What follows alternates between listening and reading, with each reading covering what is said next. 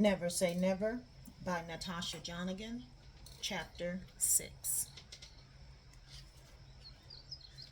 Weeks passed, and Kevin and I was becoming an item. If I wasn't at his place, he was visiting me at my sister's. Paula traveled a lot and was away on business for a few days. Kevin brought takeout, and we camped out in the TV room. I made it comfortable for us by placing a few pillows on the white plush rug.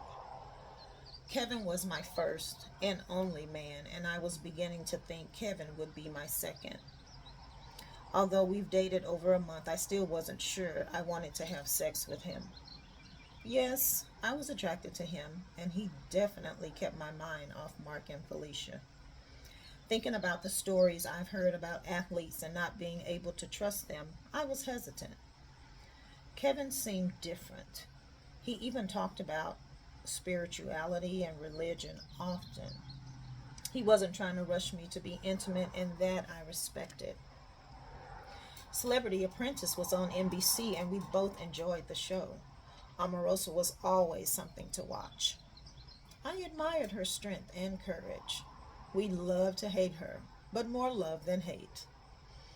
While watching television and nibbling on our dinner, Kevin decided he wanted to rub my feet. I was caught off guard for a moment. Glad I got that pedicure on Saturday. It felt good for my feet to be squeezed and massaged by such strong hands. I was in a world of my own.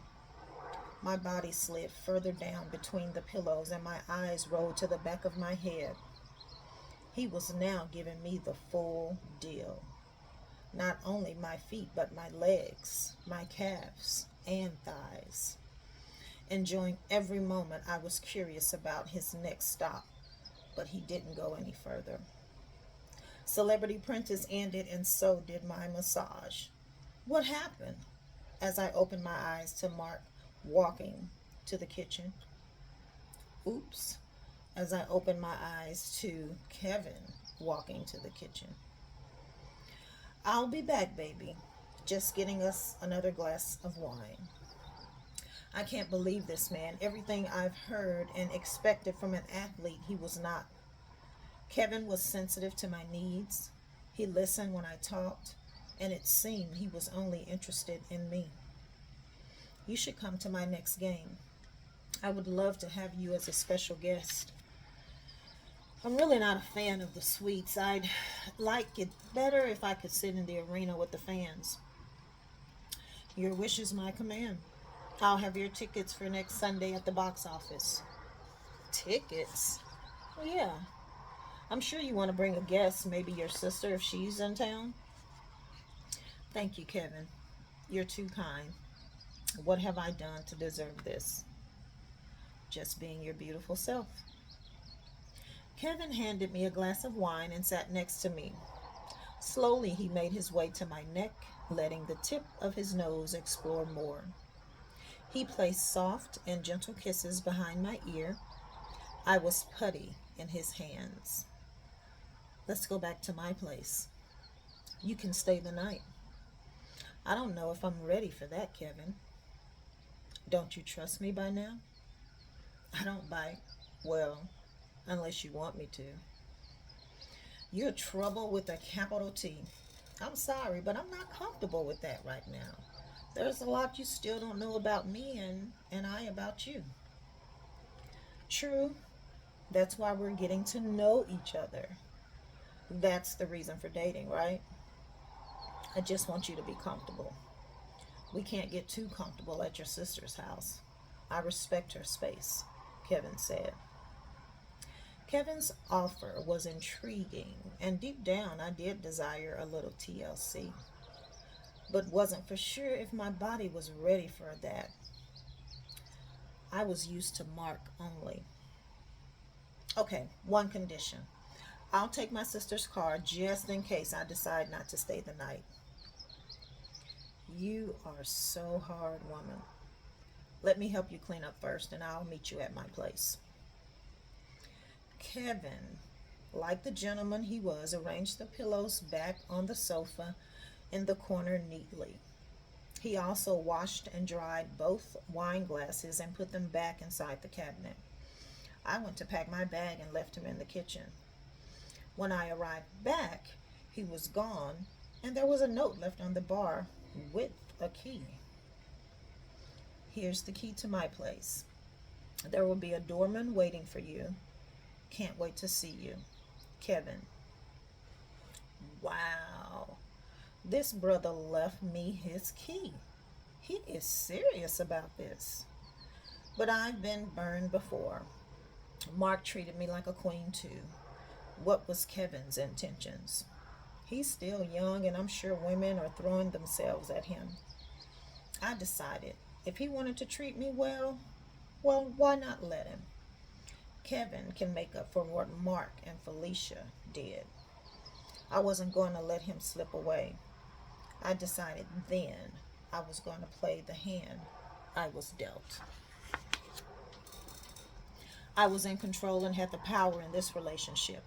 No longer would I allow a man to trick me into loving him and then hurt me. After the 20-minute drive, I finally arrived to Kevin's place. Luxury was an understatement. My sister lived well for a single woman, but Kevin was on another level. As I walked in the house, as I walked in, the smell of vanilla and lavender captivated me. White flower petals were scattered from the doorway to the living room. There were floor to ceiling windows revealing the night skyline. The sounds of Kim played throughout the house. The skyline lit up his living room with candlelight adding to the ambiance. The doorbell rang and startled me. I stood there for a moment, not wanting to answer Kevin's door. What if it was one of his groupies? I wasn't for any drama tonight. After the fifth ring, I put my big girl panties on and opened the door. My mouth dropped, and then a smile eased across my face. Could this man look any better? Damn, he was fine. Kevin stood in the doorway wearing a tan muscle shirt showing off his chest muscles and broad shoulders, and tan linen shorts. He carried a tray of assorted chocolate-covered strawberries, white chocolate, milk chocolate, and some covered in rainbow sprinkles. Kevin was pulling out all his tricks, and it was in the best interest, and it was in my best interest to trick or treat. Moving to the side to let him walk in, I was smiling like a kid in a candy store. I see you've made yourself at home. Oh no, I haven't been here long. Kevin placed a platter of assorted strawberries on the rustic coffee table next to the love seat. Can I take your bag for you? Well, I'd like to change into something more comfortable first. I had a nice, barely see-through sundress I'd packed. It was soft, light cotton material that hugged every curve of my body and low cut in the front, showing off my cleavage. Excusing myself to his bathroom, I decided to freshen up with a shower. Kevin's shower was huge. At least 6 people could fit comfortably. There were 2 oversized shower heads at each end with small jet sprinklers scattered mid-waist. Kevin must be used to entertaining women. He had all sorts of bath and shower gels and oil of Olay products neatly arranged on the shower shelf. There was even a sitting bench built into the brown and beige granite walls. I sat on the bench, letting the steam soothe me as the glass fogged. My mind went blank for a moment. Mark popped in my head, and I immediately jumped up and walked back to the shower. Standing there, the hot water rolled down my back, relaxing each muscle it touched. Emerging my head under the water, I was intoxicated by its pulsating touch. I felt a draft and opened my eyes. There stood Kevin in the nude, holding a strawberry to his lips. Without hesitation, I bit into it, and he put the other half into his mouth. Getting the shower puffed, he squeezed cucumber melon body wash onto it and delicately lathered my back. Kevin's touch was slow and gentle, moving up and down my back seductively. He turned me around facing him and began to kiss me passionately while still lathering my body. My lips were in sync with his hands, now explored his body. Kevin was hard as a rock all over. Every touch of his body turned me on, and seeing it glisten with water was an extra treat. Our kisses were erotic and playful. Our tongues danced the tango as our bodies drew closer. His manhood stood salute against my treasure as she jumped and throbbed for attention. Kevin read my mind because he led me backwards towards the shower wall and braced my body for what was next. I felt the warmth of his luscious lips against my lower two lips. My legs shook uncontrollably as his head was buried deep into my jewel. I could feel the tip of his tongue on my clitoris as he put his whole mouth around it, pulling and sucking gently. I couldn't take my hands or eyes off what he was doing to me.